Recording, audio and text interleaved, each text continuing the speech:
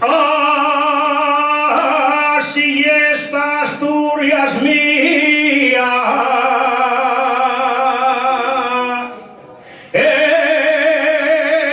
esta Asturias aldeana, que con el yombo doblao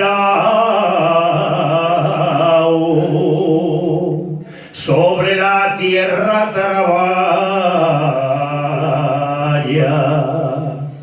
Iba cantando el silguero, saltando de rama en rama, y el martillo en mano recia al cabruñar la guadaña. Canta la sidra en el vaso de lejos, suena la gaita, ladra el perro, muge el chatu, la oveja para que vaga.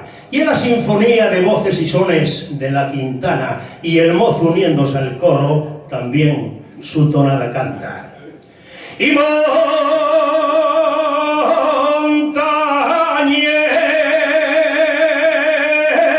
con reciedumbre, valles de suave llanada, campos que son armonía de colores que se enlazan y van del oro moreno, del trigo centeno escanda, desde el río que se mece hasta el maizal esmeralda, torrentes,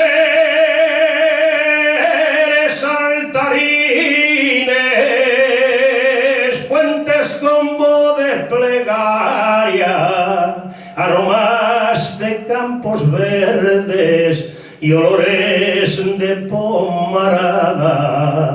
Así esta Asturias mía, esta Asturias aldeana, que con el yombo doblao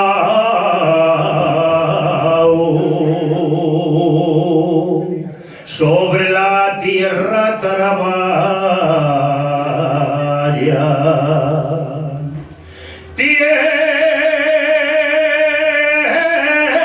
Por monumento al orrio